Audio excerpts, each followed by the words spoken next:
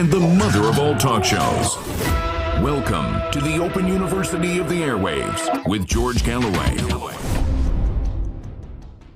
1.9 million people watched last Sunday's mother of all talk shows, although half of those came from one single pirated TikTok clip which got 1 million people watching it.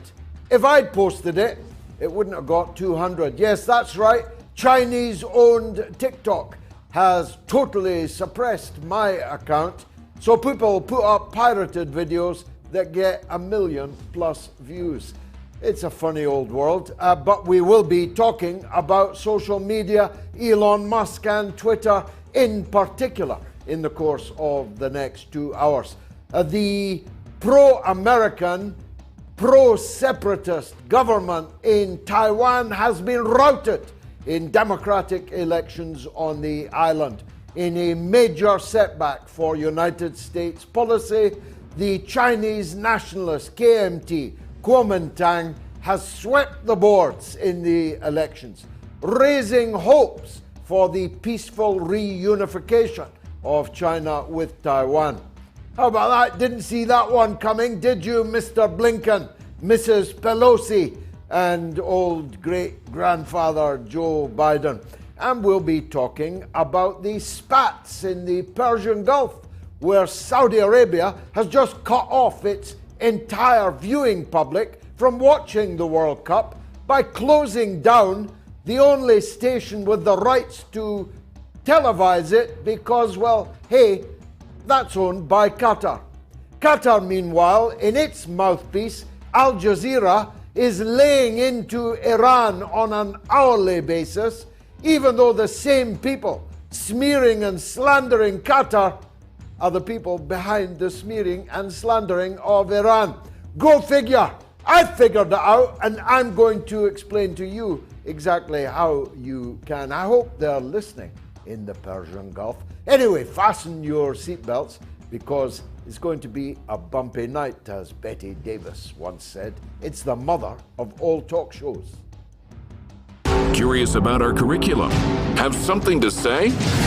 Then call us now to join the debate on the mother of all talk shows.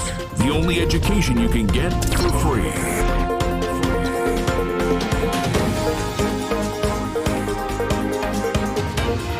George Galloway, the mother of all talk shows. With George Galloway, the world is our classroom, and you're welcome to sit in and join the seminar.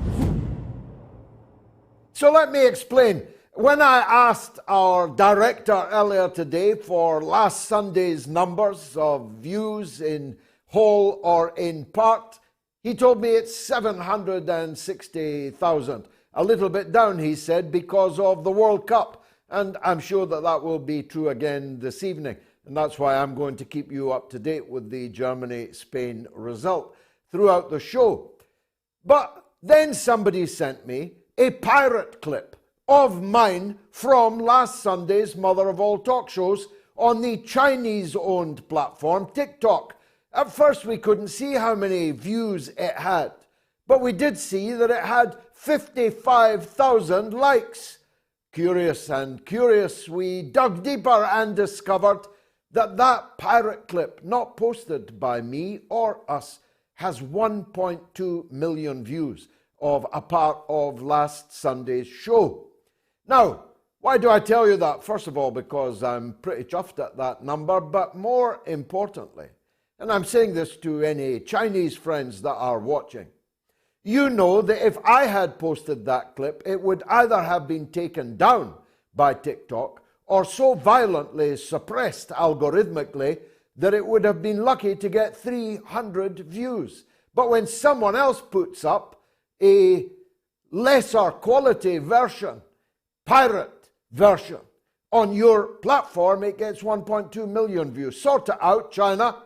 Sort it out, TikTok. You're making a fool of yourselves rather than me, because people will find a way to watch my output, as that pirate clip shows. I'm mentioning it not particularly to single out TikTok, though for obvious reasons. I'm pretty bitter about being suppressed by a Chinese platform. But Elon Musk, in his takeover of Twitter, promised many things, some of which he has already delivered. And I'm hoping he'll deliver the rest before too much longer. But he opined today that the situation under the previous regime that ruled Twitter was much worse than we know, and that the more he looks into it, and I'm quoting him, the more horrifying it becomes. Twitter was an organized conspiracy against the public interest before Elon Musk took it over. There was whole-scale, highly organized, intelligence agency directed suppression of people with inconvenient views. There was a hegemony of liberal progressive views, which nowadays means pro-NATO, pro-EU, pro-LGBTQI narratives and agendas, pro-trans agendas, pro-greenery and quackery, and all the things that you can associate with the man buns and man bags that used to hang out in San Francisco at very great expense to the company.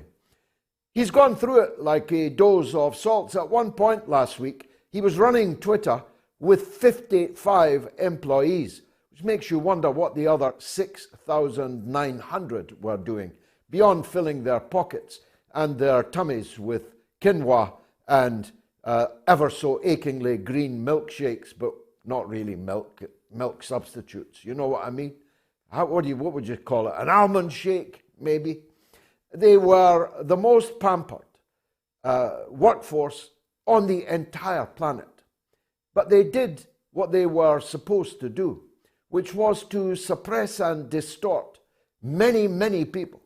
Those that they could not successfully deal with by suppression and distortion, say, like me, just by capping my numbers ruthlessly, by squeezing the circulation of my output by as much as 90%. I'm not making that number up. My lawyers have already calculated it. But those that they could not twist or blunt, they simply banned, including the then President of the United States, Donald J. Trump. In a pre-election period, the most powerful and important elected person on the earth was kicked out of the public square by the man buns and man bags in San Francisco. And he's not tweeting now that he's been reinstated. Fair enough, that's entirely his business. I am not a Donald Trump supporter, about which more later, but I'm glad that he was reinstated for the reason Elon Musk has explained, that it was an unjust exclusion and it reduced the credibility of Twitter amongst at least half, maybe more than half, of the United States electorate, the most important electorate on the globe, on the basis that they choose the leadership of the most powerful and richest country on the earth. So big stakes when you ban the sitting president of the United States of America. Having said which, I'm not as ruthlessly capped in numbers as I was, but still ruthlessly capped. My reach is still being ruthlessly squeezed, just not quite as much as before.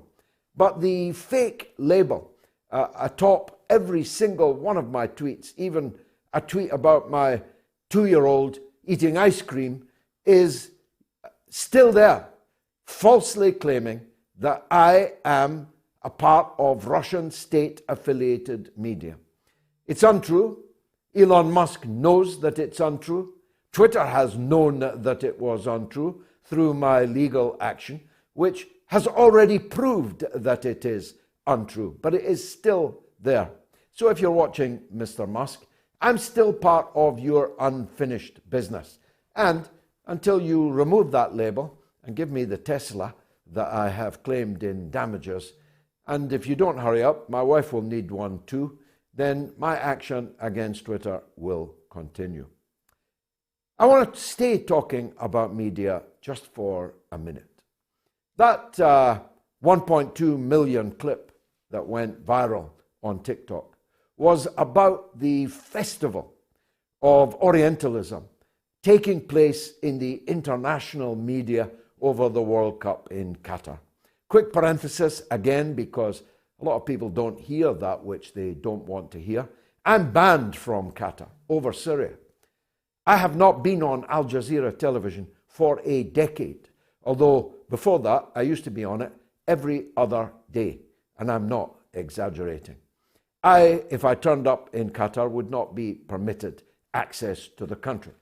Unlike all these enemies of Qatar that are living it up high on the hog in the 7-star hotels in Doha, whilst spending every waking hour seeking to find something with which to attack their host, Qatar, whilst picking up their checks from the media organizations that have sent them. So I'm not here shilling for Qatar. But if you are going to claim that the biggest abuser of human rights on the planet is Qatar, I'm going to call you a liar. If you're going to claim that next year in the next World Cup in 4 years' time in the United States and Canada will somehow be a cleaner World Cup than it is in Qatar, I'm going to call you a liar. I'm going to call you a hypocrite, or at best I'm going to call you so pig ignorantly stupid that you shouldn't actually be on television in the first place. The United States has invaded and occupied 50 countries since the end of the Second World War. With just 3% of the world's population, it has 25% of the world's prison population, and most of those are black. It has black prisoners in chain gangs working for the prison industrial complex. Every other day there's a mass shootout of innocent people, shoppers, kids in schools, people dancing in nightclubs are mass murdered in the United States because mental illness is so widespread and access to automatic weapons so widespread that you've forgotten about the last atrocity because it has been superseded by the next atrocity. The United States has a torture camp illegally situated in somebody else's country, in Guantanamo Bay in Cuba. It performed acts of torture. Obama, we tortured some folks in Bagram Air Base, in Abu Ghraib prison in Iraq, in the living experience of every single twisted hack now currently unable to deliver any broadcast without reference to Qatar's human rights record, and some of them openly looking forward to the next World Cup in the United States of America, at which they won't have to talk, they say openly, about human rights any longer. And of course that's true, but not for the reasons that they seek to imply. And the festival goes on. Jürgen Klinsmann, who I must say is Britain's favourite German. He was full of joie de vivre as a player. He played brilliantly for Tottenham Hotspur. He lit up stadia all over this country. He's cheerful and blonde and Germanic until you hear what it is that he's actually got to say. And what he had to say this week about Iran and Carlos Queiroz, full disclosure, former deputy manager of my own team, Manchester United, twice deputy manager of Manchester United, was such Orientalist slander, he ought to be banned from ever appearing on television again, and FIFA ought to kick him out from any positions that he holds in FIFA. He said that cheating and feigning injury was part of the Iranian culture. He said that lying was part of the Iranian culture. He said that no wonder Queiroz is their manager, thus effectively libeling Carlos Queiroz also. He compounded that slander umpteen times after he issued it on the BBC of all places. And yet he's still grinning on the BBC this evening as I speak. His Orientalist slander of Arabs and of Persians is in microcosm exactly what I've been talking about these last weeks and months. They cannot bear that Qatar is so rich and that it can afford to buy the World Cup and stage the World Cup and set its own rules about alcohol, for example, though having seen today a video of England and Wales fans punching each other senseless, drunkenly, in the streets of Tenerife, of all places, in advance of the showdown between England and Wales in the World Cup this coming week, I can well understand why Qatar banned alcohol to be freely available, at least, on the streets of their country in this World Cup. But they cannot bear it that Qatar can own Harrods, can own the Shard. London Transport banned Qatar's advertising of the World Cup because of its attitude to LGBTQ plus issues. And so Qatar has announced, and I hope they go through with it, that they will urgently review their investments in London. Why should Qatar pump billions of pounds into the London economy when they're so persona non grata they can't even pay through the nose to get their adverts for the World Cup that everybody in London is watching on the underground trains and in the subway stations? You see where I'm going here? This is racism. It is hatred of Arabs. It is hatred of their religion, Islam. It is jealousy.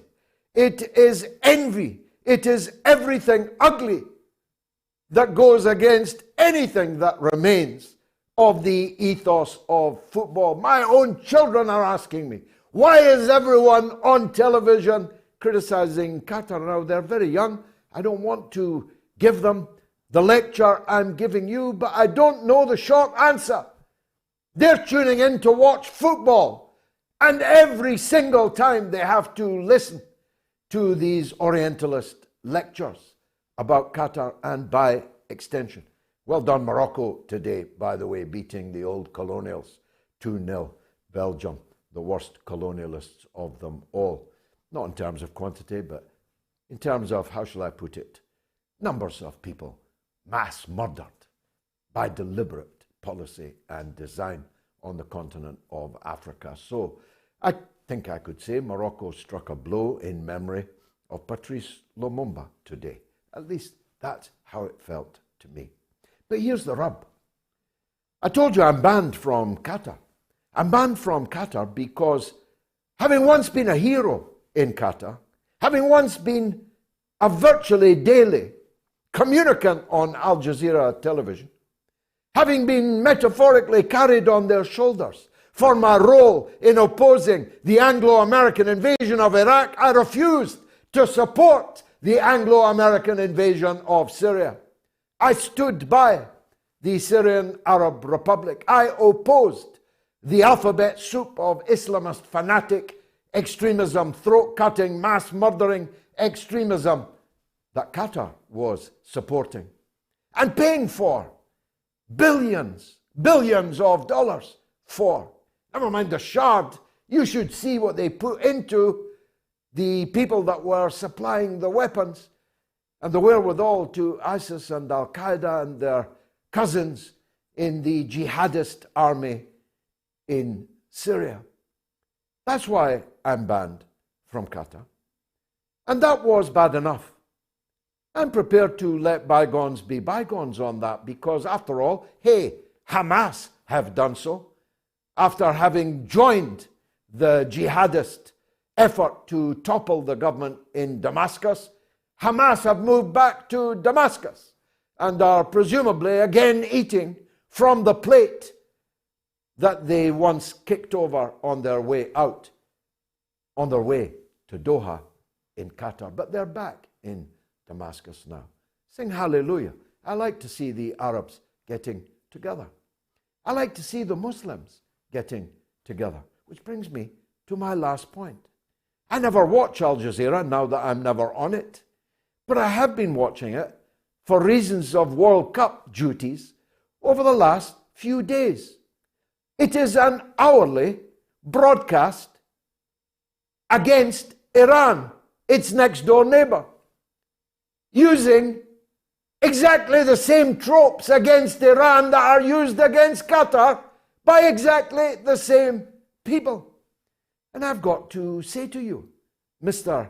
Al Jazeera, Sheikh Qatar, the people who are targeting you are the same people that are targeting Iran.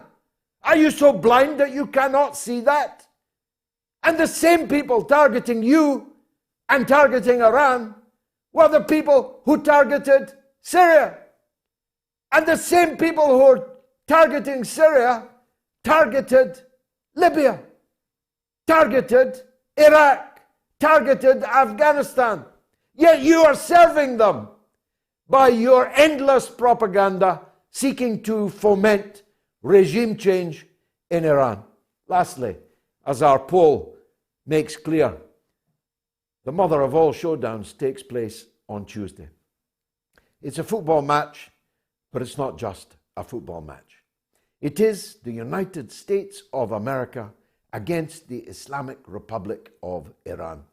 That's if the USA is not kicked out of the World Cup for having broken a fundamental tenet this day of the World Cup's regulations, which forbids and precludes any squad from defacing the flag of any other participating country in the tournament.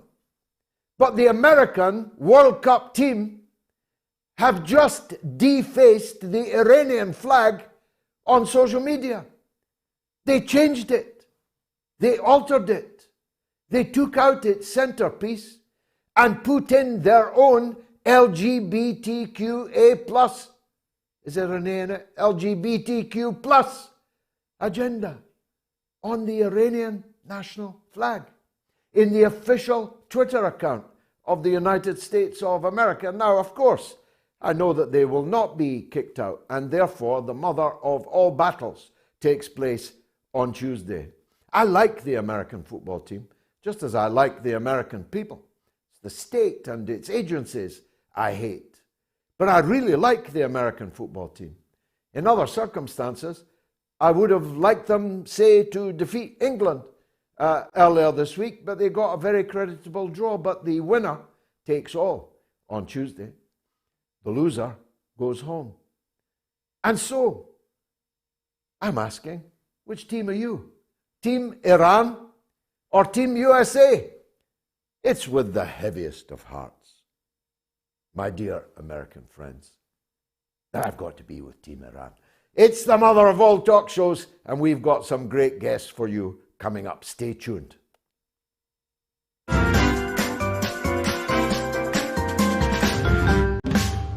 You know, and it's a very, thank you for, you know, I'm a big fan of your show, Gigi. Great debate, great. And I'm Scottish. I'm very passionate about what's happening there, you know.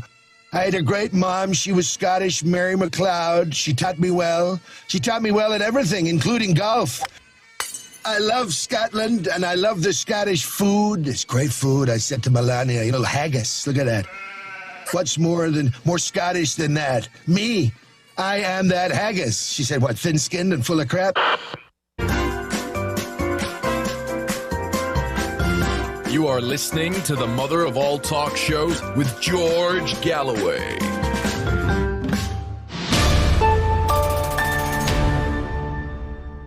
Please call the show to respond to anything I've said, anything I didn't say, and anything that you hear the guests saying in the course of the show. If you're in the UK and Ireland, it's 0808 196 5522. That's 0808 196 5522. It's entirely free of charge. If you're in the US or Canada, it's +1 844 944 3344. That's +1 844 944 3344.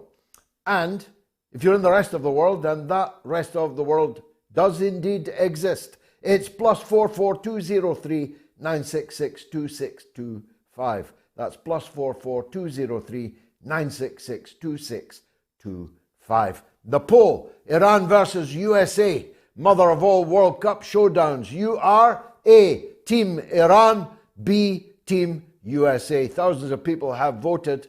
Get busy.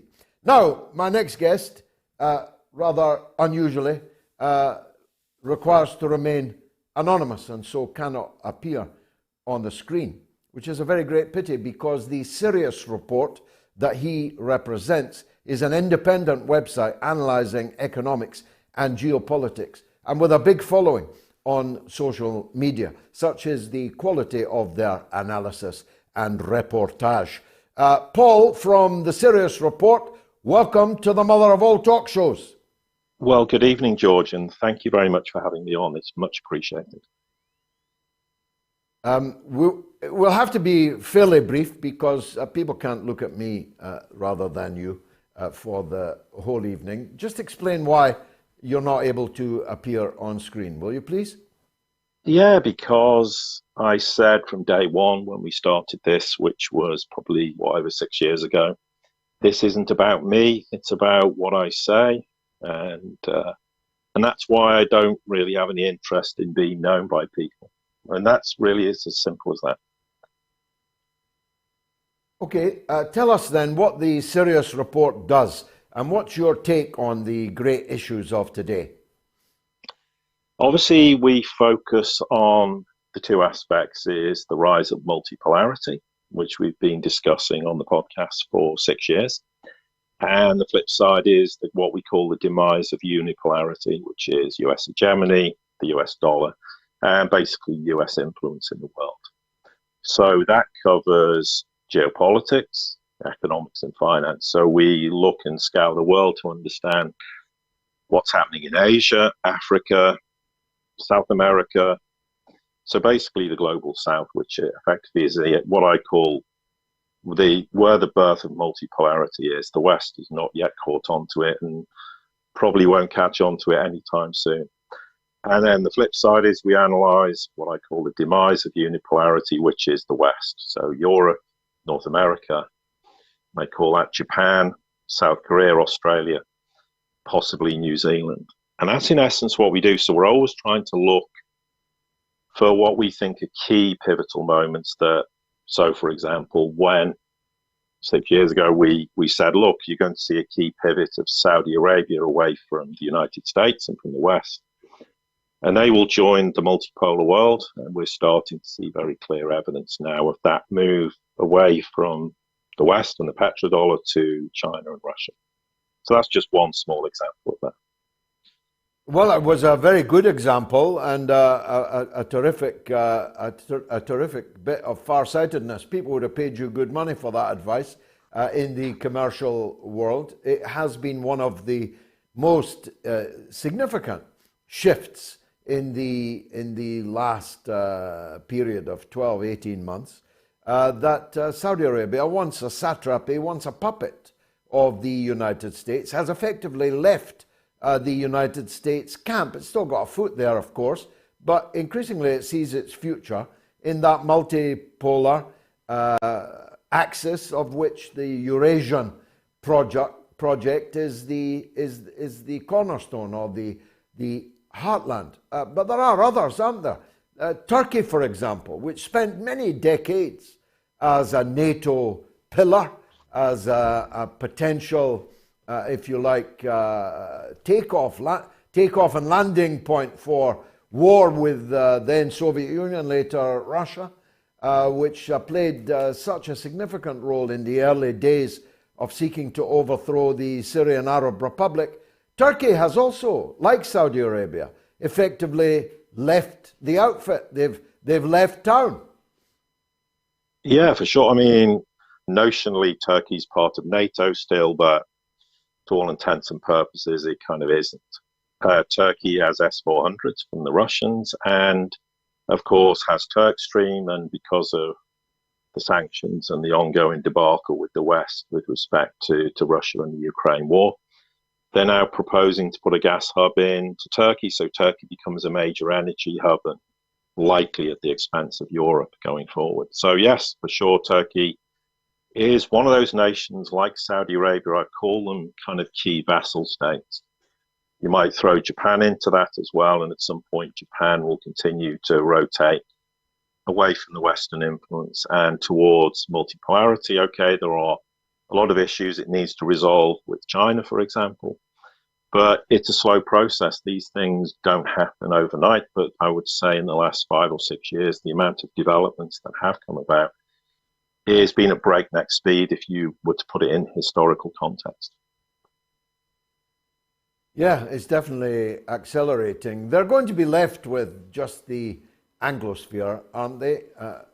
At least 4 of the 5 eyes, or perhaps all 5 of those eyes, plus Israel. That's really the empire's core now, isn't it? Because we can tell from the comments made, for example, by Mrs. Merkel yesterday, the Germans, and I think also the French, are growing tired of this role as vassal to the United States empire. And if the power isn't, the people are.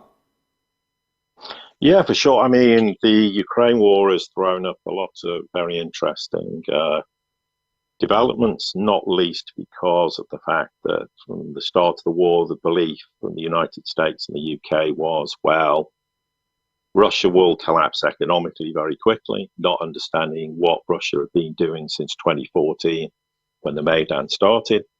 They also thought that the world would isolate Russia, which didn't happen. And they also thought in the process they could oust Putin very easily and the Russians would overthrow him. And of course, these were spectacularly bad miscalculations. And certainly, I would say in the last few weeks, the Germans and the French, are absolutely correct, have started to reassess the relationship with the United States because, for example, the Inflation Reduction Act, which is to subsidize the so-called nonsensical green revolution in the United States, what has happened is they're realizing actually this is going to harm industry or what's left of industry in Europe. They're also very concerned about the fact that they were told, you need to have an embargo on Russian oil and gas. And America's going, well, we'll provide you with gas, but they're going to charge 3, 4, 5 times the cost. And of course, the Germans, the French, and the Europeans are going, hang on a minute, you're exploiting us, to make the financial gain.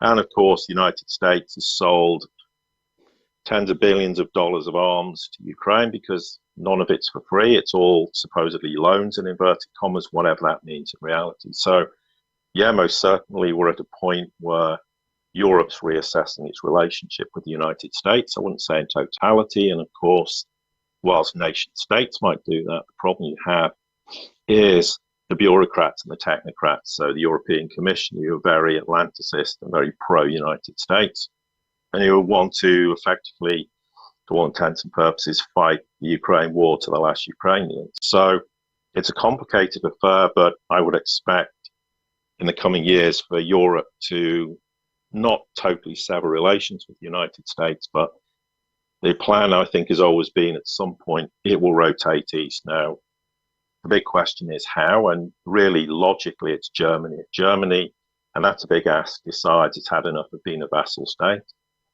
then it might logically look to reassess its relationship in NATO and reassess its relationship in the European Union, and whether it wants to have the euro as a currency anymore, and it might go back to the Deutschmark. And these are kind of, if you look in history, the United States has always feared German rapprochement with Russia. And this goes back prior to even World War II and prior to World War I. There's always been this concern that if Germany moves into Eurasian camp, then the argument would be the United States has no reason to be in Europe anymore. Why do we need NATO? Germany doesn't have a problem with Russia. There's no need to have NATO. The US influence in Europe vanishes almost overnight as a result of that. Powerful point. You mentioned, of course, the elephant in the room, the Ukraine. There seems to have been a bit of a run on the bank in the last couple of days in Ukraine. Can you educate us on that, Paul? Well, unfortunately, as always happens in wars, the people of Ukraine are the ones who suffer the most. And we we now reach the point, okay, Russia's targeted all the infrastructure, so, water, power, and the risk is we're going to have a monumental refugee crisis, which is a huge problem for Europe. So, for example, imagine if Kiev has to be abandoned, and even Ukrainians have said that is entirely possible. I'm not saying it will happen, but if you have to move 3 million Ukrainians out of Ukraine, where are you going to put them? It's impossible. Europe can't take them, and the rest of Ukraine can't take them. So the backdrop to all this is there's the Ukrainian economy is collapsing. So it's very typical when people fear an economic financial collapse. It's very commonplace to get bank runs, so people will queue up and want to draw all their money out because they're fearful that the bank might collapse. And unfortunately, that's the position Ukrainian people find them in, and that's, for me, is one of the biggest travesties of the entire war, is the West is very happy to say, well, we want to fight this ideological proxy war with Russia. We don't particularly care too much about the Ukrainian people in the process. We have huge amounts of people dotted all over Ukrainian cities without water at times, without gas and electric, likely food shortages, and this is just a crisis within a crisis. Never mind the fact they're suffering a war and the consequences of that. They're also having to deal with the economic, financial, and obviously societal fallout of what's going on. Are you surprised that these developments, which are undoubtedly underway, however little noticed in the British media they are, that Britain remains airstrip one, utterly and completely loyal to the orders of even so uninspiring a US president as Joe Biden, 80 years young? There's no sign of what we might call the German development, and France and other places, Italy, of people beginning to chafe at the American yoke and even rise up against the American self-harm that they have forced on their country. But in Britain, it's business as usual, isn't it? The government will do and follow the old man wherever he wants to go.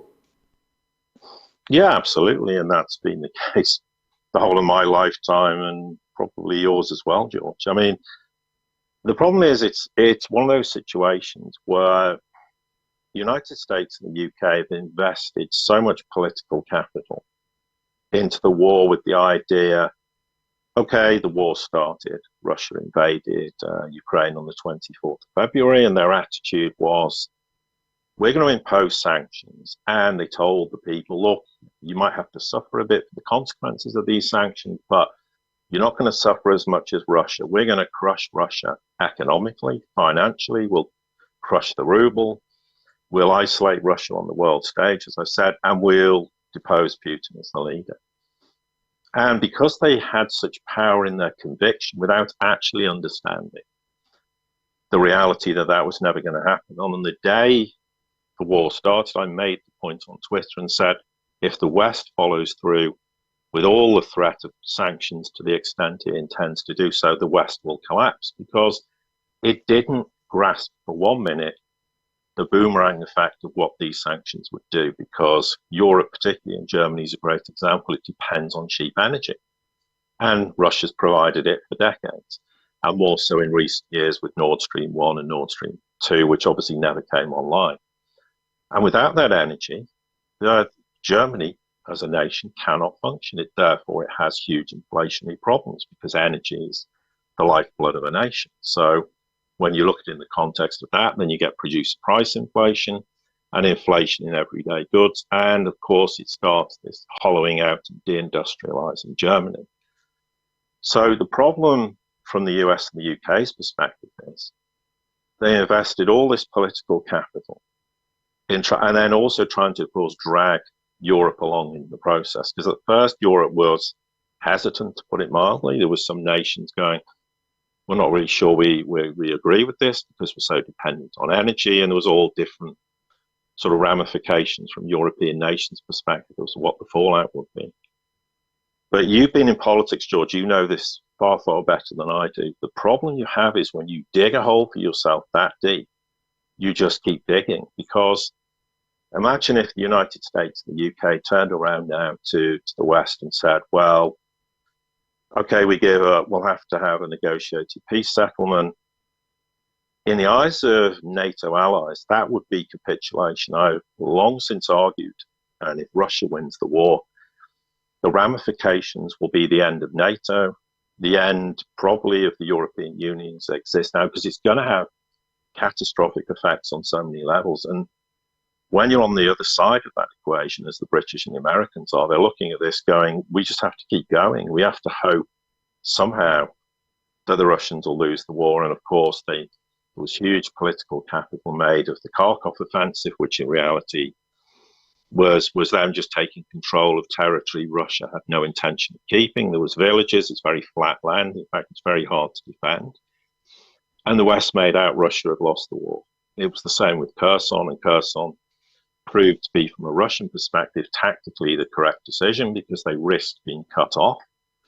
And they could have lost 20, 30,000 forces and maybe 100,000 ethnic Russians. They were simply not prepared to do that. So again, the West makes out this is the end of the war, but they're desperately trying to cling on to the idea that Russia is losing because of NATO allies in Europe going, we're really not sure we can carry on with this. It's economically destroying us. It's destroying the financial system. We're worried about societal unrest because if we have major societal unrest across European nations, what does that mean? Can our governments cope with that? Could governments collapse in nations? They're thinking about this and they're very frightened about it. So, yes, of course, Britain's going to stand there beside the United States. I would be very surprised for Britain to turn around to the US now and say, oh, well, actually, we've had enough and you're on your own with this. And certainly there's evidence with regards to NATO forces, in inverted commas, being inside Ukraine. I think there's sufficient evidence to prove that. And the UK and the US are there. There's the long unknown question, which the West really doesn't want to talk about, Nord Stream 1 and Nord Stream 2 sabotage, but who's responsible for that? And is Europe looking at this and looking at the UK and the US going, hang on, were you responsible for this? So the way the war's been prosecuted by the West has been completely disastrous from perspective that they didn't sit there before the war started and go, okay, we may despise Russia. We may despise Russia's policy decisions to do with Donbass, but they didn't think for 1 second, if we implement these sanctions, what happens if it doesn't work? And if it doesn't work, what does that mean for us? And they didn't think about it because it's largely driven by ideological hatred. And if you make decisions of that geopolitical magnitude on that basis, then you're very likely to make spectacularly bad choices. And that's exactly what they've done. Well, I've always said we're ruled not by James Bonds, but by Austin Powers. Paul from the SIRIUS Report, thanks for joining us on the mother of all talk shows. Get your votes in on the big poll. Get your calls in on the numbers I've given you. After the break, a very short one. It's Michael in Canada, by the way. Germany are beating Spain 1-0 at the moment. Shall I go to Michael now? Yeah, well, who needs a break? Let's go to Michael in Canada. Go on. Yes, good evening, George. How are you today? By the grace of God, my commiserations. Canada are out, but they made a gallant bid, scored their first ever goal at the World Cup. Well, we're taking baby steps here, right? We're baby steps, right? Sure.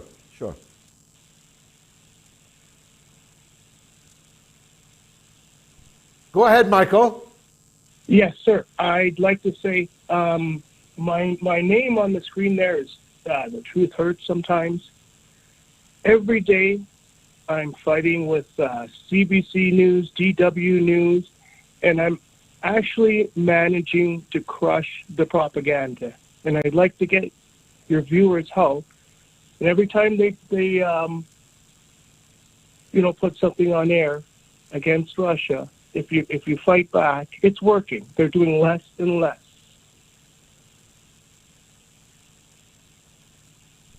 All right, Michael, thank you for that. I wasn't myself following that particularly, but no doubt cleverer people will have taken the due inference. Let's go live to Qatar and talk to our World Cup correspondent, Eisa Ali. Eisa, what a week it's been, my goodness.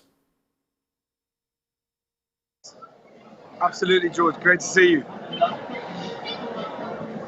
Well, Germany have gone one up against Spain. I must say I don't want to see Germany out, although they kind of deserve it. I don't want to see them go home so early, so I'm reasonably happy about that. But the big political stories keep on suppurating, don't they? Yeah, I mean, look, this is probably the most political World Cup there's ever been. That's not by accident. That is because of course, the unbridled, naked agenda that's been thrown at Qatar as hosts in particular, and of course as well towards Iran with all the situation going on back home and the Western media in particular, the English hacks trying to use it as an opportunity to destabilize the Iranian team. And Carlos Queiroz, actually the Iranian coach, doing a fantastic job at pushing back against that propaganda, telling those BBC journalists and others, why are you asking me about politics in Iran? Why don't you go and ask Gareth Southgate about the situation in England or the American coach or whatever it might be? And we saw the response of the Iranian team after a poor performance in the first game, preceded by the fact that the Iranian team didn't sing the national anthem in that first game. They chose to sing it in the second game, and look what happened.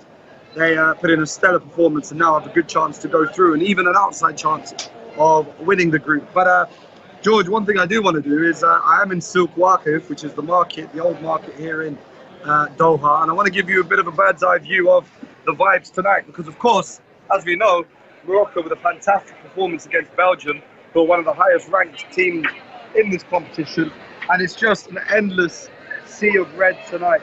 So many Moroccans here just celebrating that victory, many of them in the stadium earlier to see that wonderful performance, and that was a performance that was celebrated by the King, the Emir of Qatar. He was in attendance and cheering. He's been cheering for all the Arab and Muslim teams. He was happy with the Saudi win over Argentina, happy and in attendance of the Iran win over Wales, and today again. And again, one thing that's been marked this whole tournament is the fact that every game you see endless Palestinian flags. Today again, the Moroccan fans waving those Palestinian flags in the ground, and that's been going side by side with all Israeli occupation media who have been here, occupiers, influencers from the occupied territories who are here. They're not welcome. They're being shunned, turned away. People are chanting Palestine to them. It's got to the point where those journalists now have to say they're from Germany or Ecuador just to get anyone to talk to them. And even then they're quickly rumbled. And it's a key message in this. Some of the people who are giving it to those Israeli journalists are from countries whose governments have normalized relations with the Zionist entity, including Morocco, of course. So despite what the leaders might be doing in those countries, the people of those countries will never accept the existence of that occupying entity. And it's being born very clearly at this World Cup. Well, I'm glad you told us that and showed us that. It is a wondrous thing. I opined after Saudi Arabia's epic and historic victory over Argentina that it would make every Arab and every Muslim in the world happy, even those who really, really don't like Saudi Arabia. I was right about that, wasn't I? Yeah, I think to an extent, this is this entire tournament has been very key in building those bonds of brotherhood between Arab and Muslim peoples, and getting those people to realize that all these differences between us, all over the world actually, not just in the West Asia region, all of these differences are just lines on a map drawn by some colonialist or another, and that everyone is a brother to each other. And as the great Imam Ali says, the one who isn't your brother in religion is your equal in humanity. So many people here reaching across those bonds. Happy to see Saudi having done well. And just between us, a bit of an exclusive, anyone that sees the Saudis is, or the fans, is encouraging them to carry those Palestinian flags and trying to build up that sense of Arab brotherhood among them. Because, you know, back home the situation isn't easy. They are ruled by an iron fist by the Crown Prince there. And so as far as people here are concerned, you know, we have to raise that awareness, even for those Arab youth who may not have that access to information that perhaps we'd hope them to have.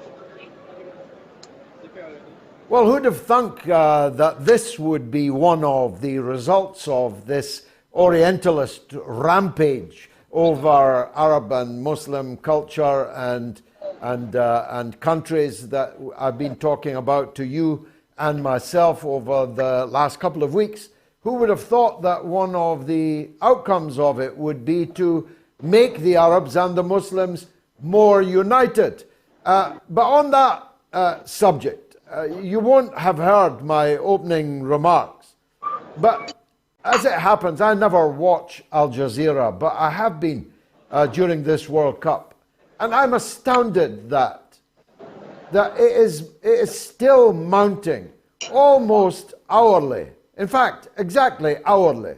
Assaults on Iran, fomenting political problems in Iran in the service of the very same people that are targeting Qatar hourly over the World Cup. What's your take on that? I think it's clear that relations between Qatar and Iran have improved markedly. Going back to the blockade on Qatar, where Iran and Turkey were two of the countries that gave Qatar big support, not just in giving them food and other items into the country, but also a kind of implicit, if you will, guarantee that they would never allow Saudi tanks to roll over the border. Unfortunately, maybe that doesn't make its way to the editorial rooms of Al Jazeera. Some would say that, you know, it's a positive. It shows that, you know, these companies aren't state-controlled, that there is an independent policy there, if you will, an independent editorial room. But then that editorial room needs to be educated. Because, as you said, now is not the time to be trying to score political or maybe even sectarian points over Iran. Now is the time to realize that the people destabilizing Iran are the exact same people taking aim at Qatar. They're the exact same people, the same politics, the same ideology, the same groups, if you will, in Western Europe and in North America as well. And of course, some of their allies here in the West Asia region. So I would echo what you say, and I would tell whoever's in charge of those editorial rooms they need to improve. There has been a bit of an improvement since the Syrian crisis ended, or at least since the proxy war against Syria ended. And Al Jazeera did rein it back a bit. But definitely, I'm much like you, I don't really watch Al Jazeera, but if that is the case, they do need to rein it in. But again, I do want to stress, there's been a lot of good cooperation between Iran and Qatar on a state level, on a diplomatic level over the past few years. And hopefully that can lead to better relations in terms of how the media cover things that are happening in both those countries as well. Well, the German goal was ruled out, Eisa. It's still 0-0 at half-time. Give us your take on the mother of all showdowns on Tuesday. Iran or USA? Who's going to do it? Well, the Iranians have a chance to go through with just a draw, depending what happens in the England game. But they should go forward and win. So in the last game, they played really well against Wales. And the big reason for that is because they kind of abandoned Carlos Queiroz's defensive football and just played. They were passionate, they were attacking, they dominated the midfield. And I think they have to do the same against the States.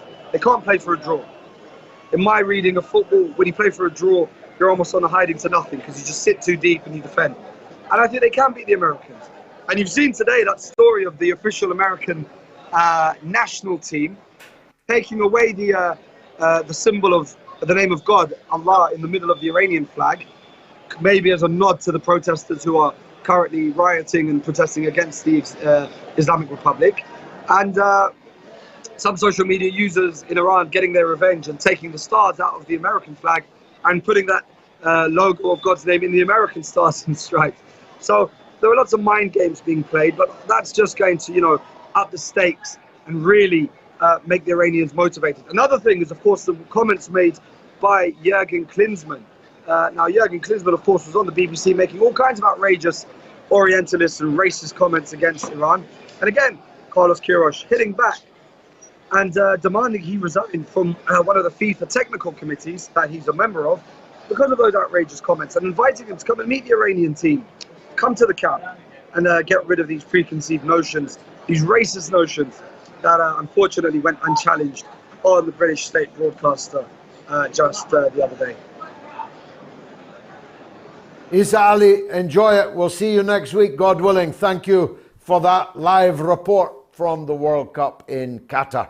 Let's squeeze in a caller, Edgy in Berlin on Qatar. Edgy, welcome to the show. Good evening, George. And first of all, my apologies to the people of Qatar on behalf of us German citizens. One of our ministers was in their stadium the other day with some very offensive behavior, as I would call it. To be honest, Mr. Klinsmann's remarks on the BBC, I didn't see them, but they don't surprise me, because racism and Islamophobia is rampant in this country. It's completely acceptable again. Germany is not in a healthy state, psychologically, I would say. Your turn. That's right, and my sympathy is with them, of course. They do not deserve this. They have been led up the garden path. Little soldier Schultz is singularly incapable, out of his depth in this current international crisis. Angela Merkel, from beyond the political grave, is making far more sense and expressing far more authority than the Chancellor himself. And of course, he's saddled with these lunatics of the German Greens that seek to return Germany to a kind of Ruritarian pre-industrial age. They're happy that industry is closing down in Germany. George, the Greens, it's ideology. Most of their voters are young people. They are misled. They're confused. They don't know what's going on. The SPD, on the other hand, they are completely corrupt. Now, I'm not saying that the Greens are not corrupt or less, differently probably. The SPD is pit of, I don't know, Germany under the Corona period. I don't know if you are aware, but that topic caused a lot of damage in the German psyche. People are completely confused. The lies are so intensive and ongoing and continue. So it went from Corona into Ukraine into hating Qatar now. I don't know, most viewers will not be aware of this, but Germany held the World Cup in 2006. It was brought to us by somebody called, we call him the Kaiser now, because he's so beloved. This World Cup was equally paid for, bought and paid for by, corrupt dealings in the FIFA, whatever. So the hatred towards Qatar that is so on display now, it's very sad, but it's impossible to fathom logically. If Qatar is so bad, why did you give them the World Cup? But if you're saying they're so bad, show us, tell us what it is that they've done that's so bad. And of course, they can't show anything at all. It's one of the minnows in world affairs. Anything that it's done is by definition minuscule in the world. If there's a list or a chart of tyrants and criminals in the world, Qatar's not even visible as a speck on that chart. Edgy, thank you very much indeed for that call from Berlin. Let me do some comments on Twitter. Ben on Twitter says, yes, Turkey and Iran both attacking a US proxy, while another basically surrenders to Ethiopia. whilst Mali ejects the French. Massive moves made really fast. That's exactly right, Ben.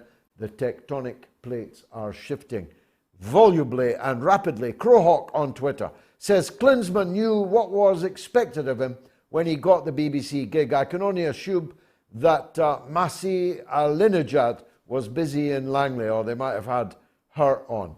Melina on Twitter says, respect, George. It's a shame that Qatar doesn't understand that the same people who spit on them for their gay and alcohol laws are also destroying Iran. Melina, that's exactly the point I was trying to make. Karate Master says, the England team are wearing shirts made by people earning $1 a day. Why don't they protest about that? David Beckham, he says, got 150 million off Qatar. If I was David Beckham, I'd have asked for more than that. Let me take a break. We've got the one and only Sabrina Salvati coming up right after the break. Stay tuned.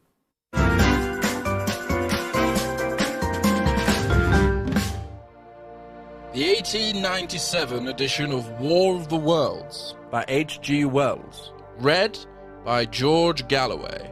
Available only on Patreon.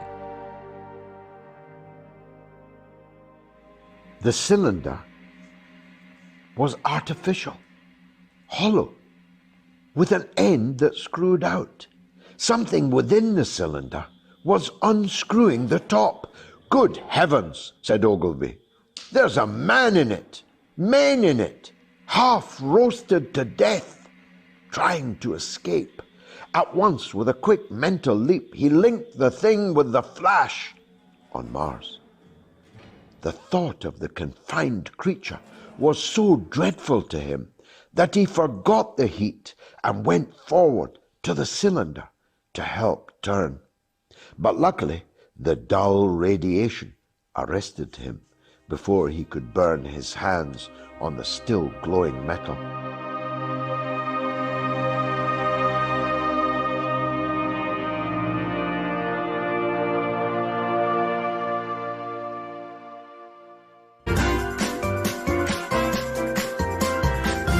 You are listening to the mother of all talk shows with George Galloway.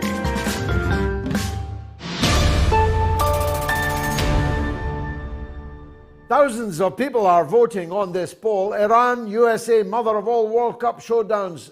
Who are you? A, Team Iran, 77% on Twitter. Team USA, 23% on Twitter. On YouTube, and if you're on YouTube, please subscribe to my channel and like the show, the thumbs up icon, please. It really helps algorithmically. On YouTube, yes, with Iran, 85%. And with the USA, 15%. I hope we're not offending you, Americans.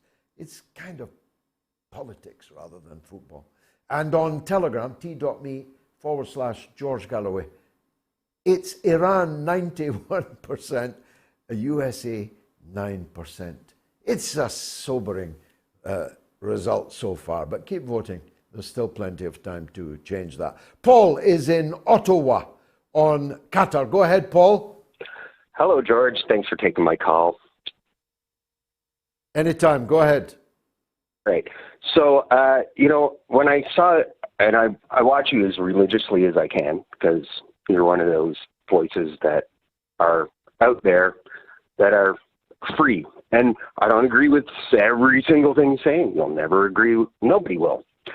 Having said that, I kind of looked and I was like, really, this is Iran or USA on a soccer field? Like, who really cares? But you convinced me. You know what? It is. Quite a lot. That's very high-minded of you, Paul. But the answer is quite a lot of people care. And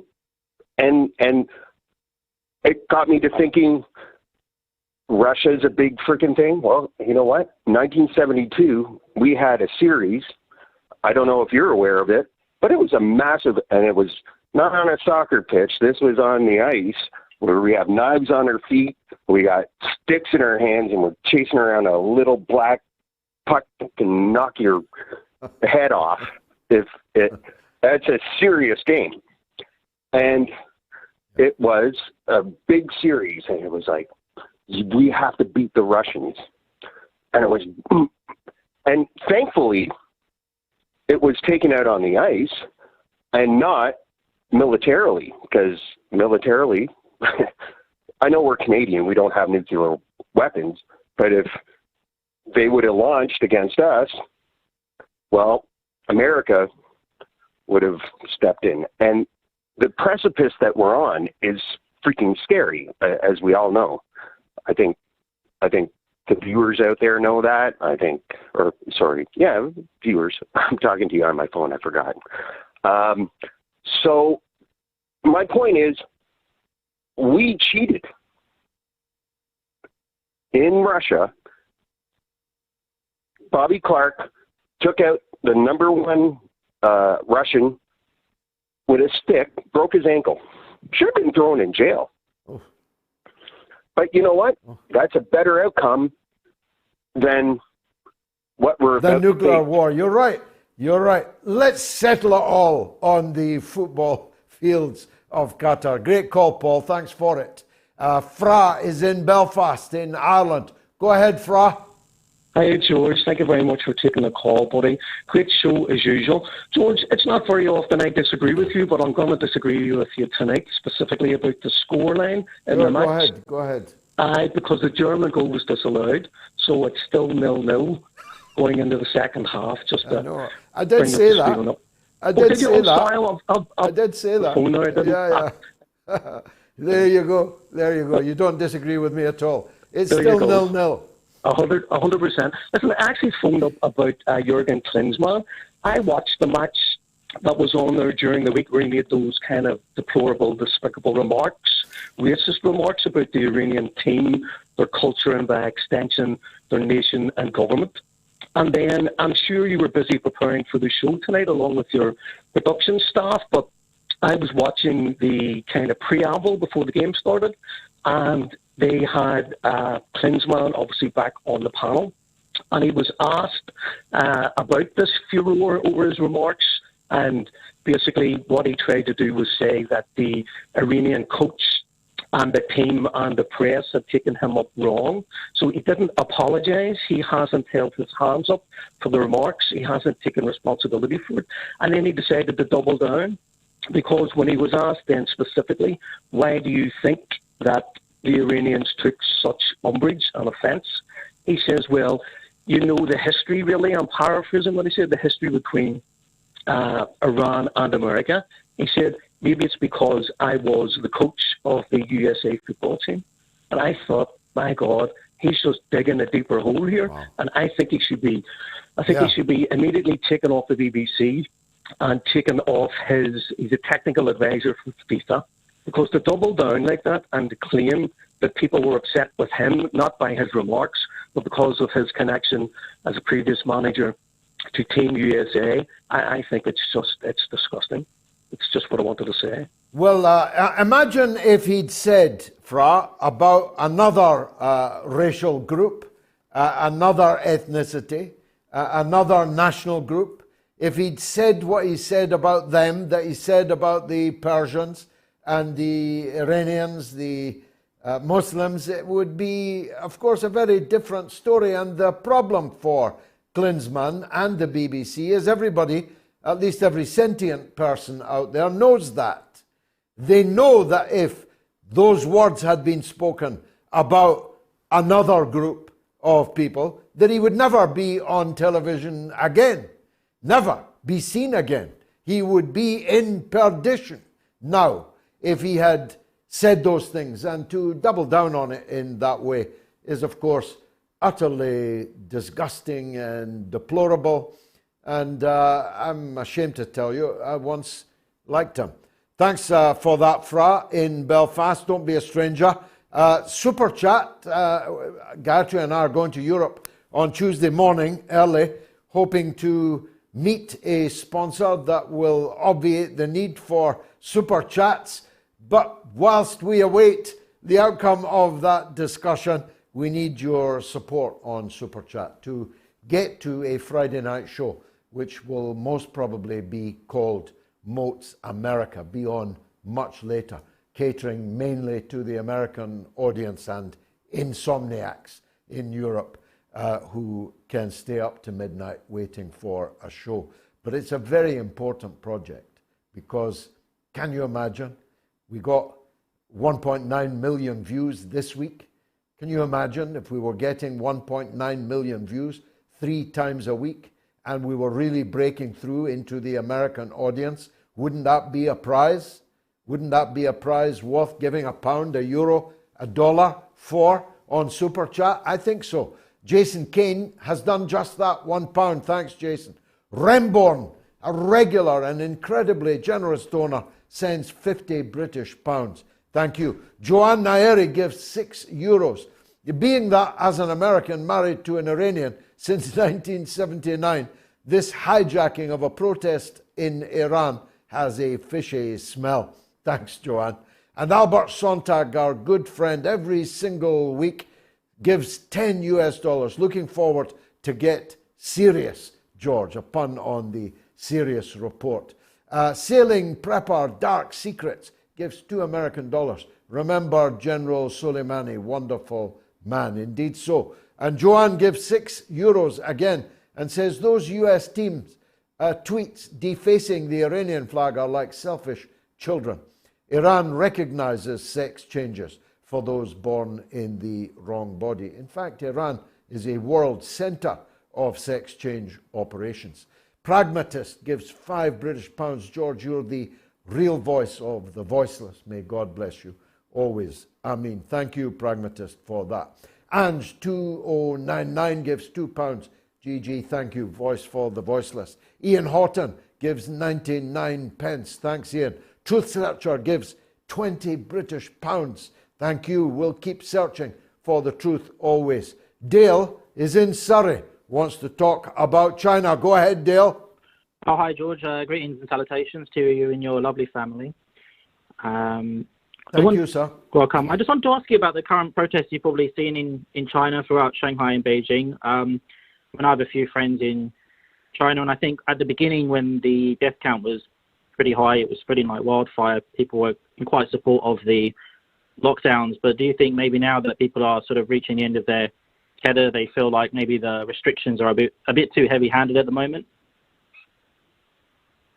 Well, obviously, the restrictions in China are a matter for China, not for me. I'm not in a position even to second-guess the decision-making on that. But it would be amazing if people weren't reaching the end of their tether. They are everywhere else. Even I have reached the end of my tether on the issue. I won't, for example, unless I absolutely am forced to, get a fourth vax. I'm triple vaxxed. I really don't, the balance has changed for me, and I won't be getting a fourth one unless I literally cannot work or cannot travel without it. And I'm hoping that's not true. So I don't know what I do know that these demonstrations are small, and I do know that the China's usual enemies are doing their best to inflate them. They are hundreds, not thousands, and in a country of 1.5 billion. So they are, at this stage, in any case, politically insignificant and are being used as just another propaganda stick to beat China with. But it would, as I say, be amazing if people were not reaching the end of their tether with years now of lockdown. Most of us, me included, have kind of wiped the memory of how awful all of this last period has been. But when you're forced to go on repeating it and living it over and over again, then the risks to people's health, including their mental health, are very considerable indeed. Dale, thanks for the call and giving me the chance to say that. A quick break, and then it is indeed the one and only Sabrina Salvati. You don't want to miss her, I promise you. Be right back.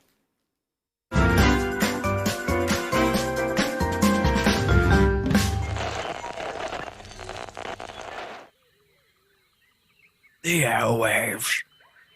This savannah is a rigid dichotomy of fact and fiction. As Fisher says, the Twitter sphere where the slightest misjudgment can spell being cancelled. One species rules over the airwaves through its ability to adapt and survive in even the harshest environments. The George Galloway.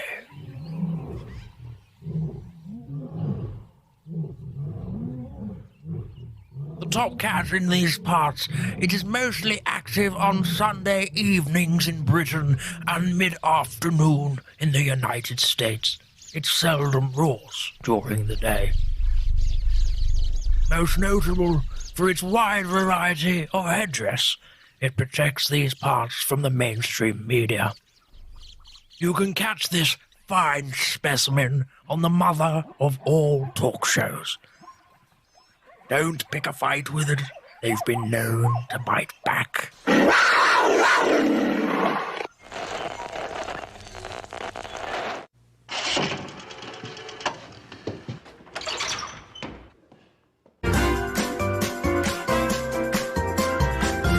You are listening to the mother of all talk shows with George Galloway.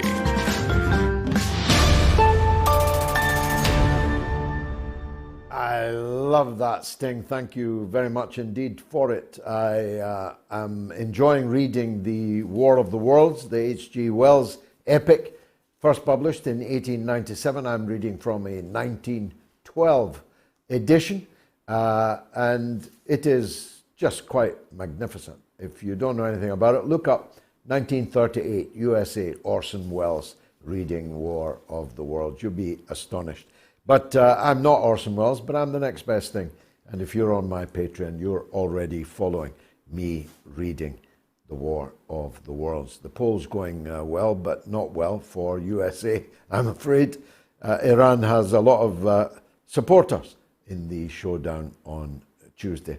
Now, she is the host of Sabi Sabs, a legend, actually. Now, it's a podcast. She's the co-host of the Revolutionary Blackout Network. We've had her colleague on.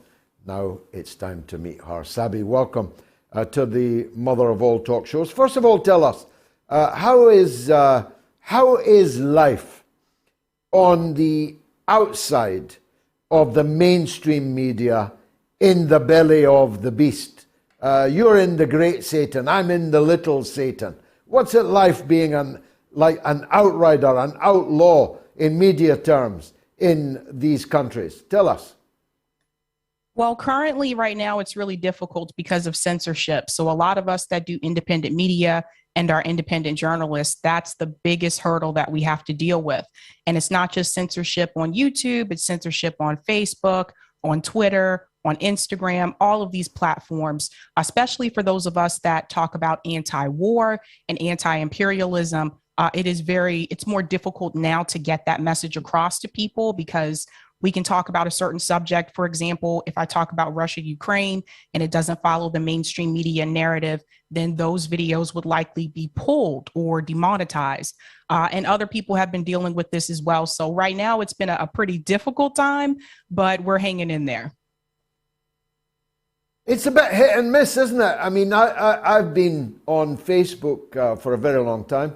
And over the last couple of months, I've been basically strangled on Facebook with nobody seeing the posts and not allowed to even pay them money to advertise the clips. Refused permission to promote, which is counterintuitive financially. And yet last Sunday, I had a clip of 261,000 views on Facebook. So either sometimes you get past the censor, or the censor's off that night, or he's fallen asleep, or like Epstein's prison guards, the cameras have switched off. It is a bit funny, a bit hit and miss, isn't it? Yeah, I think that was one of the most difficult things in the beginning when I first started, was figuring out the algorithm. And it's different now than it was 2.5 years ago. 2.5 years ago, independent media was a part of the Bernie Sanders movement, at least in left independent media. And they were doing typically well. Like they were getting a lot of views and a lot of subscribers. But then YouTube and Facebook, they decided to change their algorithm and make it so that mainstream outlets would be pushed to the top of the search choices, and that independent media would be pushed towards the bottom. So now it's harder to find independent voices on those platforms. And you're one of the best of them, and your show is becoming increasingly popular, I'm glad to say. What are the main subjects? First of all, domestically, because I need to talk to you because you're still the global hegemon. Unfortunately, what you do there affects what we can do here. But what are the big domestic stories inside the US that preoccupy your viewers at the moment? One of the big ones right now, of course, is the midterm elections that just happened. The Republican Party just took back the House. Nancy Pelosi has decided not to reseat a speakership or leadership in the House. So she would actually be the minority leader if she stuck with it instead of the Speaker of the House. And so that means that it looks like Hakeem Jeffries is next up in that position. He's going to be very difficult to get any type of progressive policies passed. He's against progressivism, a lot of those policies that progressives in Congress ran on. So for those of us that came from that Bernie Sanders movement, and I was one of those people, it's a very difficult time. We've seen a lot of the progressives go along with Joe Biden and people like Nancy Pelosi not forcing the vote on Medicare for all for everyone in this country during a pandemic. They have decided to just go along with the Democratic Party instead of going in there and taking over the Democratic Party. So there's a lot of red team, blue team that still happens in the United States, but more people are starting to wake up to the fact that economically things are not improving. That's why we have a lot of strikes that are going on right now with workers. The railroad workers right now are deciding whether or not they're going to go on strike, and that will affect supply chain. So what we've been advocating for over at RBN is that it's come to the point now where we need a general strike. Voting for people, voting for the president of the United States is not changing people's lives economically in this country when we have two parties that are very much corporate and they support corporate interests and they put the American people last. A little bit different in the UK. At least you guys do have healthcare for everyone there. Now, I did hear that it might be privatized soon, but we don't have that. We've never had it. And it's embarrassing to be one of the wealthiest countries in the world and to see that our leadership doesn't care about the people. Yeah, of course, we've got a healthcare system that is theoretically free to everyone at the point of need, but it is in such a parlous state that it is driving anyone who can out of the public health system and into the private. There's now a waiting list to get on the waiting list for treatment in the British Health Service, which has long ago of course, begun to privatize under Labour governments, I should say, key elements of the work. And of course, the more money you put in, the more money these privatized elements are able to take out. It's very big business, very profitable. And you're right, the direction of travel is in the direction of your system rather than you taking the direction of ours. But let me talk about the war, Sabi. It seems to me it's slightly different, slightly better in America than it is here, in the sense that here in Britain, the entire left, so-called, and the entire right, so-called, are 100% behind Joe Biden and the war. In the US, at least, parts of the right are not, whether for good reasons or bad. People like Trump and others, Trump Jr., I saw calling for an end to the endless subvention of billions of dollars to Ukraine. There's more opposition to the Ukraine war in America than there is in Britain. Is that how you see it? And if so, is it likely to grow? I think it is growing somewhat. It's not growing as much as I would hope for, and that's because mainstream media and the censorship, we're not getting that message out to as many people as we would like, and mainstream media is not telling the whole story with this conflict, of course.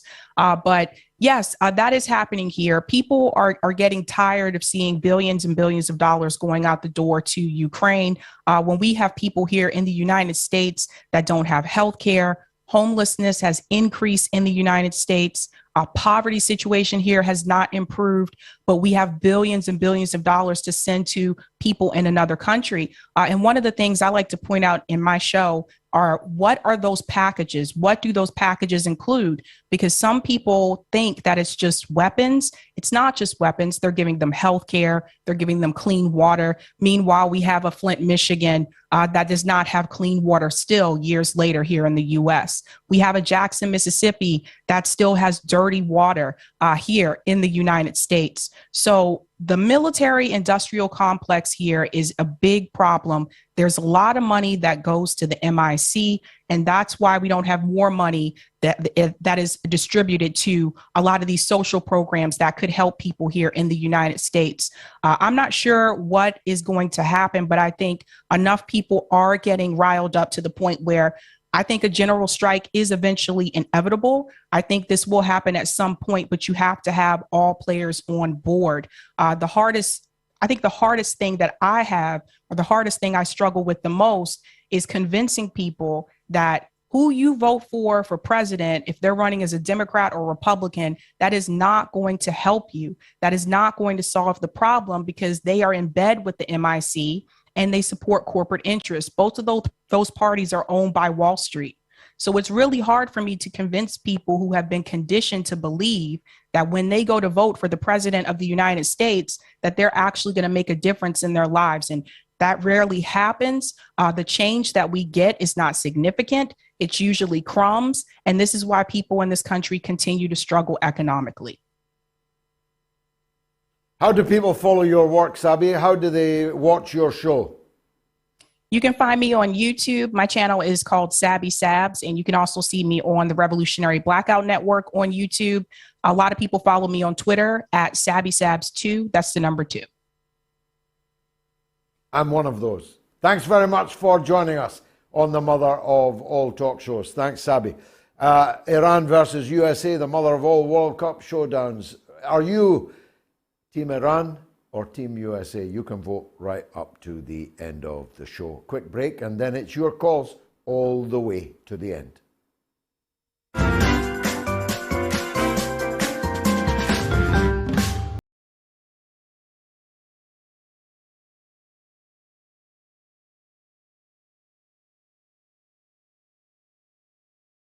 In 130 countries and territories around the world, and we're in the top 10 in the United Arab Emirates, Indonesia, where we're number 1, Croatia, Egypt, Pakistan, Sri Lanka, Poland, and Nigeria, and even the Cayman Islands, even the tax dodgers. There's new episodes every Tuesday and Friday. You can listen to the very best of MOATS anywhere and at any time. You can also get the episodes a day earlier if you are a supporter of mine on Patreon.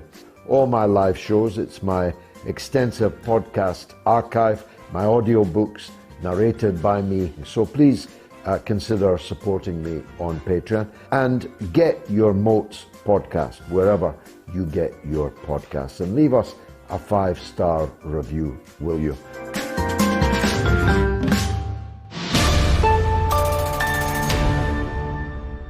So Team Iran is overwhelming, 77% on Twitter, 85% on YouTube, and 91% on Telegram. But you can still alter the balance. So if you're a US supporter, football I'm talking about, then get your vote in now. Mamadou is in Baltimore, USA, and wants to talk about Ukraine. Mamadou, welcome. Hello, good evening, sir. How are you doing? By the grace of God, good. Thank you. What would you like to say? So I would like to ask this question, because following the news on the mainstream media about the war in Ukraine, it all seems that Russia is losing and Ukraine is winning as far as what we see on television. So I just would like to know what's your point of view, what the future looks like for Russia. Is there going to be a new approach, a new strategy? What do you think? Well, 80% of Kiev is without water, lights, or heating at the end of November. I'm astounded that there are still people out there who think that Ukraine is winning the war. How do you define winning when every light and every electricity station, every water pumping station is out, where you can't go to the toilet above the second floor in the high-rise flats that most people in Kiev live in, as we heard from former CIA man just on Wednesday on the show. I mean, how do you define winning? Russia can win this war if it unleashed all of its power, if not in an afternoon, then certainly in a week. But it has until now refrained from doing so.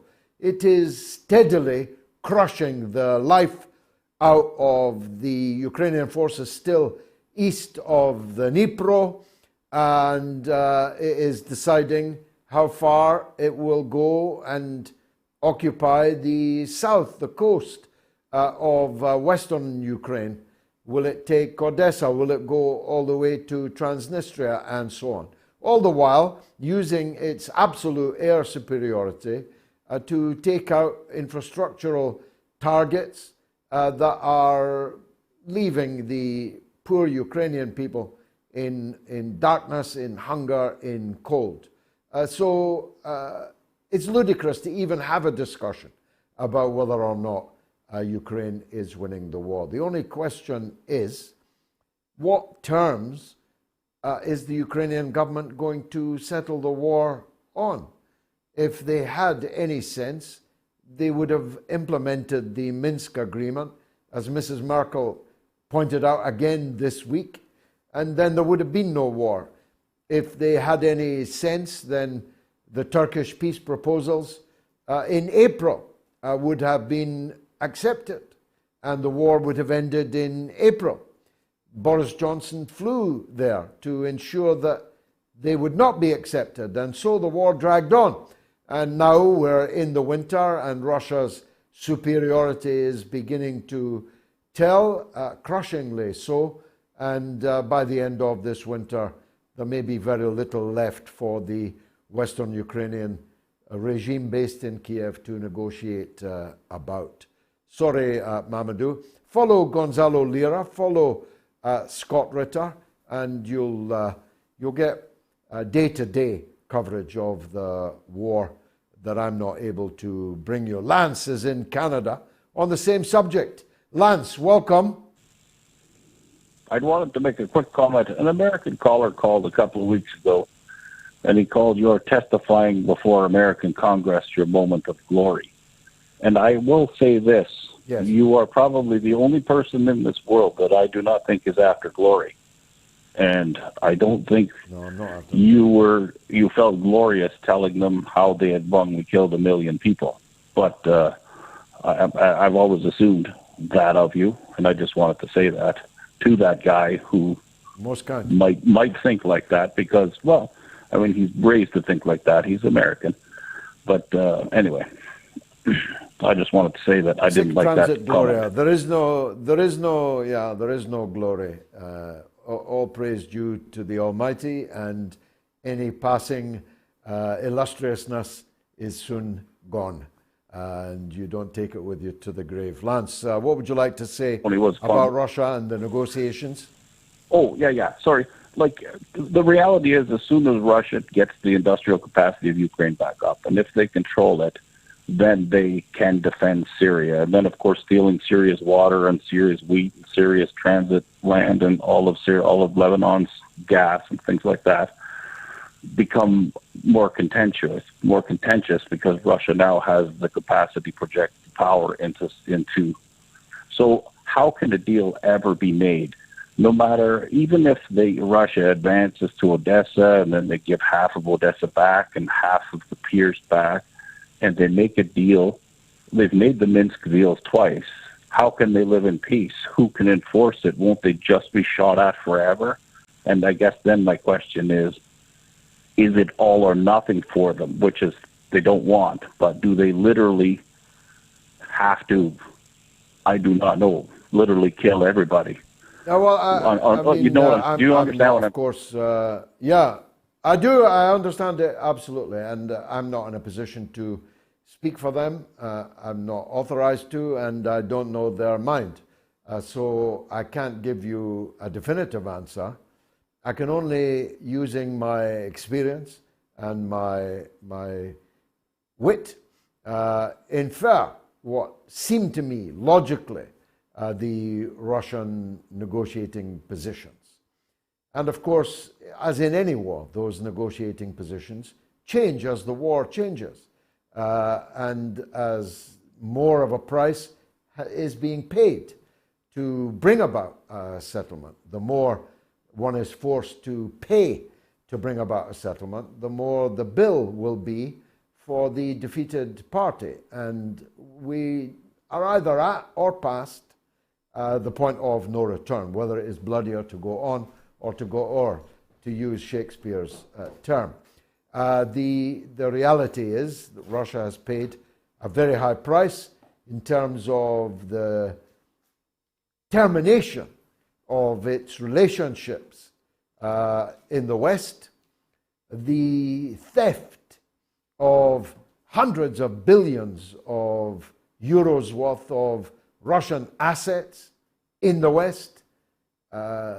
Germany has just nationalized the Russian oil installations in Germany, the refineries, and the German investment, Russian investment in the German economy has all been confiscated.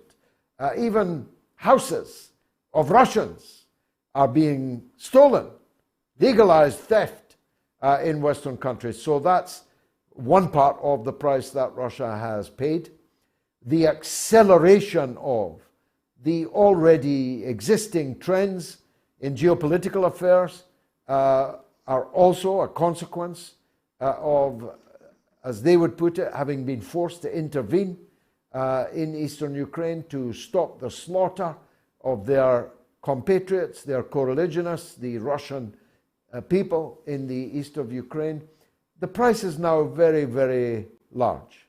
And of course, the cost of keeping an army of 500,000 men in the field, and the deaths and injured that they have suffered. This is a very, very high price. So the higher the price goes, the more Russia will extract from whatever remains of Ukraine as a price. But my guess, if I was in the Kremlin advising the president, and I assure you I am not, my advice would be a regime change in Kiev is inescapable. You could not possibly make a peace agreement and expect it to stand with Zelensky.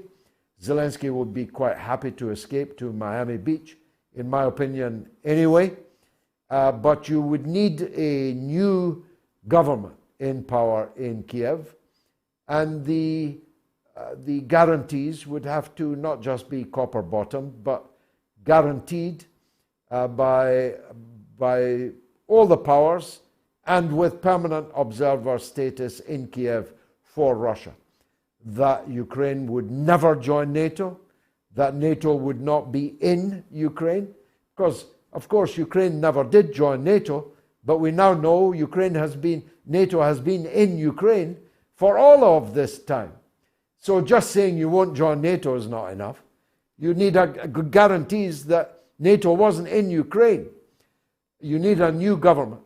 You need recognition of what will effectively be an Eastern Ukrainian state of Novorossiya, which will be part of the Russian Federation, east of the Dnipro, probably south along the coast also.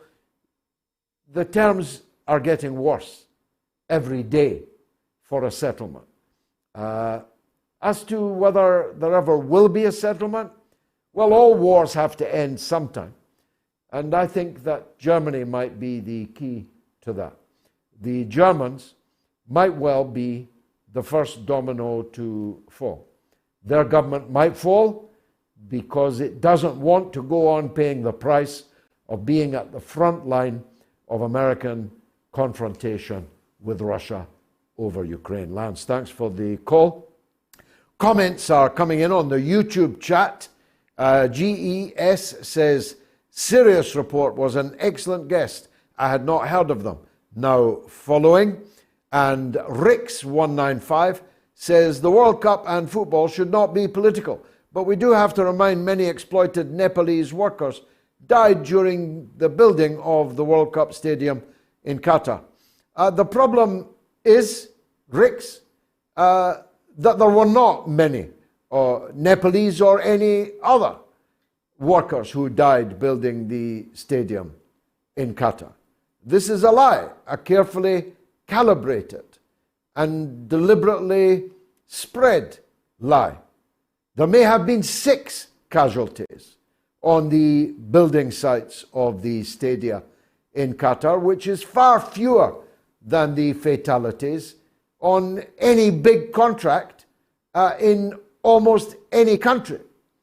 The Nepalese workers are not getting their fair pay in Qatar, no doubt, but they're getting a lot more than they'd get in Nepal. The Bangladeshi workers ditto. We are kicking around footballs that are made by Bangladeshi workers earning 60 pence a day, and no one gives a second thought to it. So it's really crucially important that the truth rather than the propaganda is imbibed. Everyone thinks there were 6,500 foreign workers died making those stadia. It is a complete lie.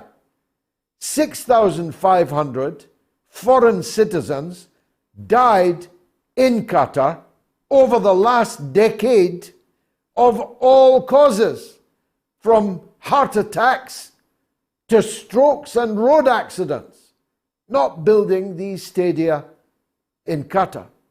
Joshua Cordon says, Klinsmann's deplorable comments disrespected the Iranian team, culture, and by extension, their nation and government. Well said, Joshua.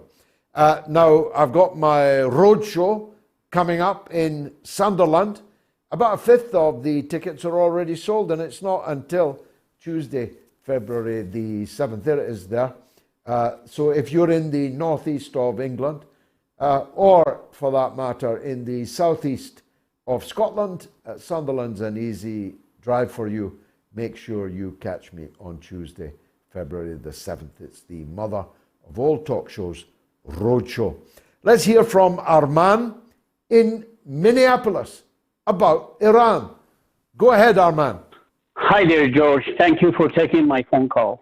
I heard your conversations and your dialogue with the other guests, and very poignant, very important, but it keeps coming to my head, and I ask myself, and I live in America and I'm Iranian, I ask myself, why is that nobody is talking about all the slaughter and the killings that's been going on in Iran by the Islamic regime, which was installed by U.S. government and UK in 1979.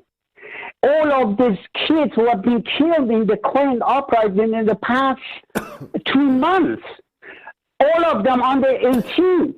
Where is anyone's humanity when Iranians are getting slaughtered like that?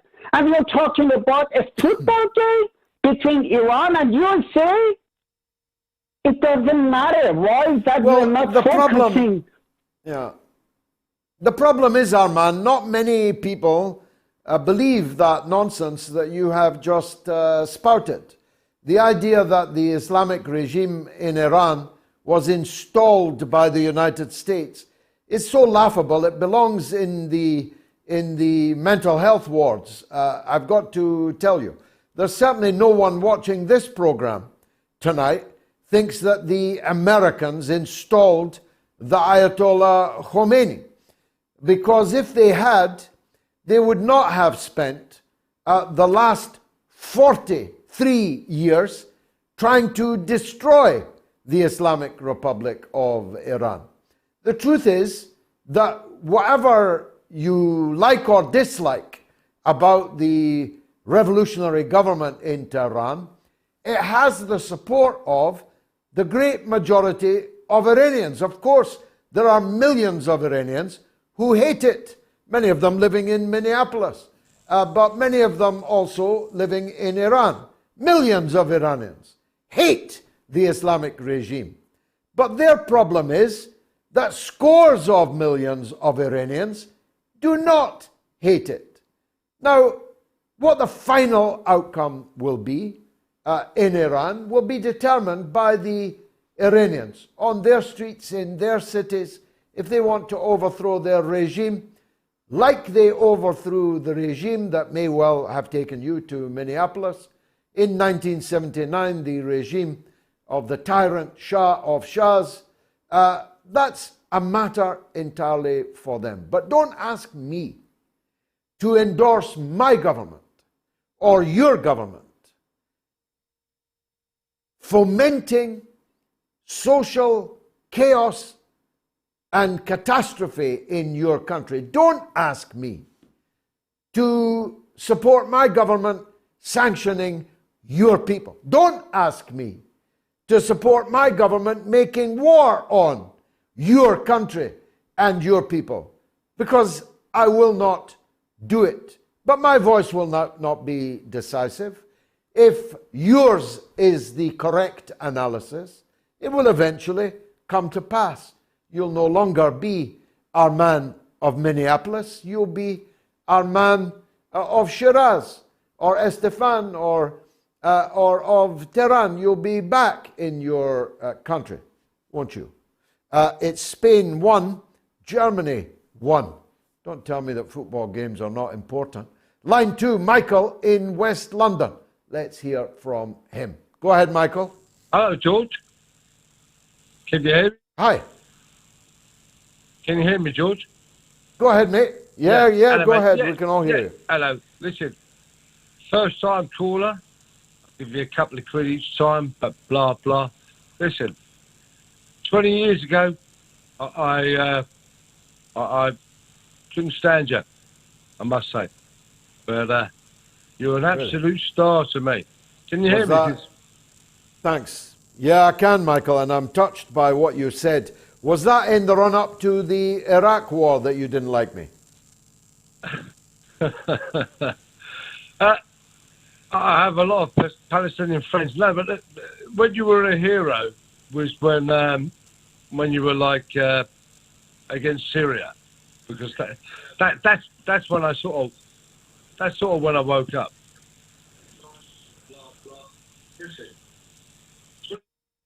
We're getting feedback, Michael. Switch off your television or your feed, will you, so that we can talk better?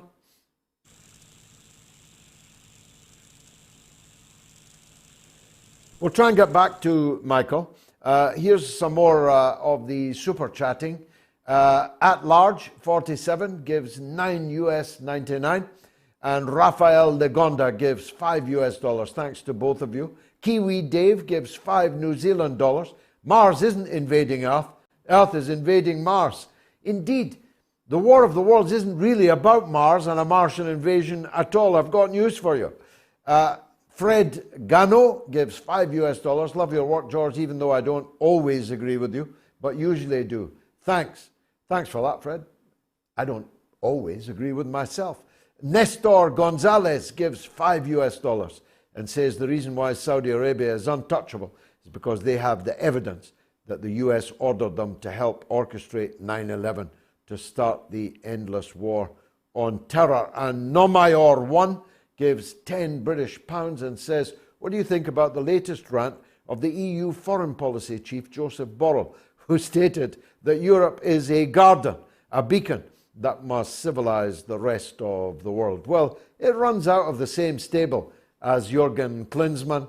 and as the Orientalist festival that is otherwise known as television coverage of the World Cup. Barry Lim gives £2.50. Thanks for your perspective. Thank you, Barry. Nicola Biberovich gives £3. Thank you. Let's try Michael in West London again. Go ahead, Michael. Hello, George. Can you hear me? Yeah, we can hear you. Now, go right ahead. Great stuff. Listen, George, you're always on about the supersonic missiles that Russia may send or can send. You know, and it's quite frightening, you know, to actually listen to stuff like that. But but you know, I don't think young people actually understand, you know, the actual reality, things like that, you know. And you know, back in the 70s, 80s, you know, there were certain sounds that sort of sounded like a siren. And I remember my brother, who was 5 years older, explained to me that an explosion from nuclear was nowhere near an explosion from an explosion. Are you with me?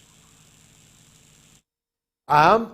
The current family of nuclear missiles are 1,000 times greater than the atomic bombs that were dropped on Hiroshima and Nagasaki. And they were 2 bombs, 1 on each city. The Russians have around 5,000 bombs that are 1,000 times more powerful than the nuclear weapons that vaporized the population of Hiroshima and Nagasaki. And if I make it sound frightening, that's because it is frightening. It ought to be frightening. If you're not frightened by it, there's something wrong with you. If you are ready and willing to walk into that kind of nuclear holocaust, there is something wrong with you. And I'm glad you and I can see it, Michael. Thanks for that call. Simon is in Boreham Wood, again, still in England. Go ahead, Simon. Good evening, George. Yeah, I was just I'm trying to watch the football as well, but I was regarding the hilarious Tories who are trying to get rid of whatever the strikes are going on. What do you reckon would be the best chance to call for a general strike and really see if we can really, I don't know, ridicule into a final nail in their coffin? I think it might be a good idea to try that. I don't know. Well, you could call for a general strike anytime you like. You can call as often as you like, but that doesn't make it happen. The level of political and class consciousness amongst the British working class is at an historic low. Probably not since the beginning of the Industrial Revolution has class consciousness, an understanding of ourselves as part of a class with specific interests, which are not the same interests as other classes in our society, has never been lower. Trade union membership has never been lower since the 1920s, actually since before the 1920s. And even the trade union members have a level of political consciousness which leaves a great deal to be desired. I spoke to a leading trade unionist just the other day that is in one of the unions involved in industrial action, and he said that some of his members come up and ask him, will they lose a day's pay if they go on strike? That's the level of knowledge and experience that many in the British working class still have. So you can call for a general strike. Wouldn't it be wonderful if the whole working class could bring down the government, bring down the system? But it's as likely as me being on Elon Musk's next flight to Mars. It's full time and it's Spain 1, Germany 1. Last call. My goodness, the time has flown. It's Richard in Wales. Go ahead, Rich. Hi again, George. Health and strength to you, my friend. I just thought I'd lighten the evening with a crazy old joke. It's so I was travelling to the Iran and Wales match last week, but the plane was late. Oh, yeah. But I still managed to make it on time for the kickoff. How so? The answer is... You've got me. I ran. Very good. Very good, Richard. That does all the indeed best. All the bring us best. to a Excellent lighter show end. tonight. All the best to you. I hope Wales can get a good result, 4-0 or so, against England on Tuesday. Thanks very much for that call. It's pretty much the end of the show, so let me make some closing remarks, some reflections on where we have been. I read all the time.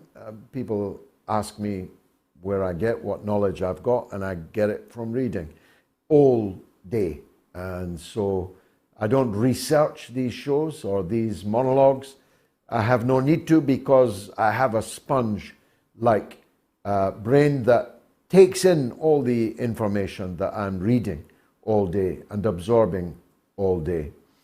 But the most affecting piece that I've read this week, I read today from a magazine that Sharmin Narwani produces in Beirut called The Cradle.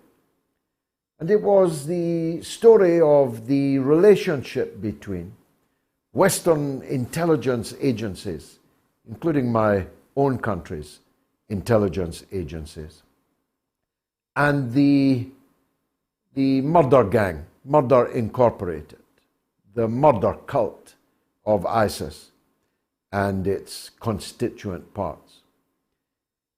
And I've got to tell you that at the end of that article, I was left with the feeling that this must be, surely, please God, this must be the lowest that we will ever go.